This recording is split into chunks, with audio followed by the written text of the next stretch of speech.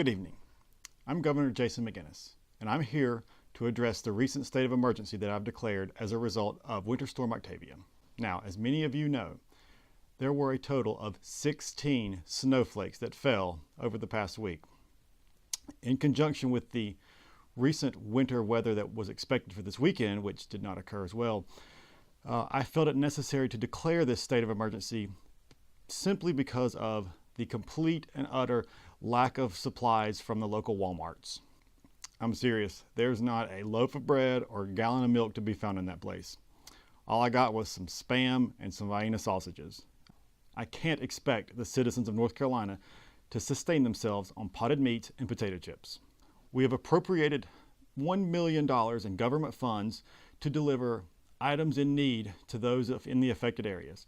We will be delivering 3,424 loaves of bread, 13,000 gallons of milk, both skim, 2%, and whole. It appears as though this will be the extent of all the winter weather we will experience here in North Carolina, so we do not expect to enact these measures again during this winter season. Now, I will take some questions from the audience. You, from the Grace Chapel Gazette. Chad Raby with the Grace Chapel Chronicle. My question tonight is concerning this winter storm, the state of emergency that we're in. We always hear the forecasters talk about the mixed precipitation and what that entails with snow, sleet, and freezing rain. Warm air aloft is normally the cause of that.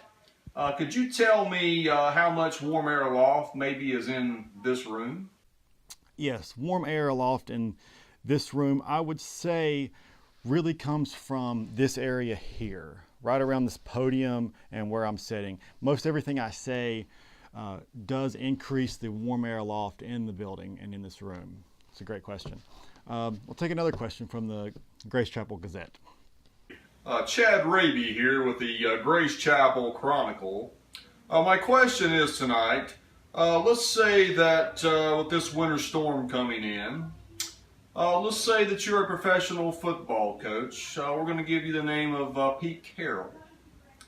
Would you, first and goal to win the Super Bowl, drop back and throw a pass, or would you, Mr. McCrory, have handed the ball to Marshawn Lynch?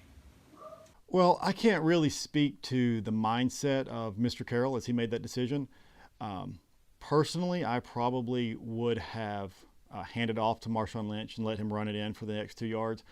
But in regards to his decision to pass in that situation, I would personally think that it would be a better choice to punt in that situation than to have passed in that situation. But again, I can't speak to his mindset.